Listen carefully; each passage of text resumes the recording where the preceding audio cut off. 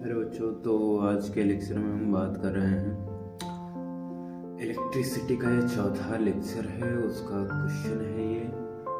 इसमें हमको धारा का मान निकालना है। 10 वोल्ट का विभवांतर दिया हुआ है और इसमें 2 प्रतिरोध हैं जो समांतर क्रम में लगे हुए हैं और ये है जो कि श्रेणी क्रम में लगा हुआ है। यूपी बोर्ड के लिए महत्वपूर्ण प्रश्न है। 15 में आया है, 17 में आया, 18 में आया, 20 में आया हुआ है।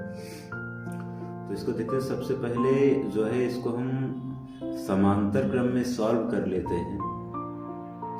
जो वैल्यू दिया है समांतर क्रम में फॉर्मूला था 1/R1 1/R प्लस 1/R2। इसको हम सॉल्व कर लेते हैं। तो R1 और R2 का वैल्यू जो है ये 4 दिया हुआ है, तो R1 का वैल्यू 4 होगा और R2 का वैल्यू भी 4 दिया हुआ है।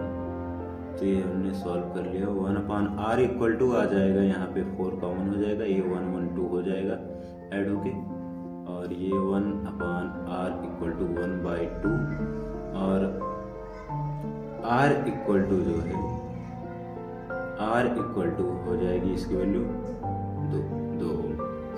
तो यहाँ हम मान सकते हैं इसको कि R डैश का जो वैल्यू है ये 2 ओम है। तो ये जो प्रतिरोध लगा हुआ है, जो प्रतिरोध अब बन के तैयार हुआ है ये, और ये जो दूसरा प्रतिरोध है, ये दोनों श्रेणी क्रम में है। तो अब इनको हम श्रेणी क्रम में सॉल्व कर लेते हैं। श्रेणी क्रम में R की वैल्यू R1 और प्लस R डैश। तो R1 का वैल्यू 2 ओम है और R डैश का वैल्यू भी 2 ओम है। तो R इक्वल टू आ जाएगा 4 ओम। इसमें हमको धारा का मान निकालना है। तो फॉर्मूला होता है I इक्वल टू V/R। तो यहाँ पे जो है V का मान दिया हुआ है 10 वोल्ट और R का मान दिया हुआ है हमारा 10 ओम।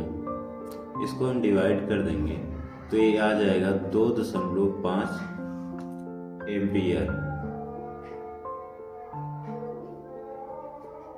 तो जो धारा प्रवाहित हो रही है वो 2.5 एम्पियर की धारा प्रवाहित हो रही है।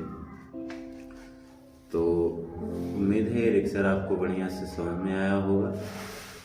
तो पहले फिर से देख लीजिए एक बार। ये जो है इन दोनों को हमने समांतर क्रम में सॉल्व कर लिया तो 2 ओम आया। फिर इसको हमने R डैश का वैल्यू मान के रख दिया। फिर इन दोनों को श्रेणी क्रम में सॉल्व किया तो ये हमारे पास 4 ओम आया हुआ है। फिर V का वैल्यू दिया हुआ था 10 वोल्ट और R का वैल्यू दिया हुआ था 4 ओम। इन दोनों को हमने रख दिया, डिवाइड कर दिया, 2.5 एम्पियर की वैल्यू आ गई। उम्मीद है आपको लेक्चर अच्छे से समझ में आया होगा। धन्यवाद।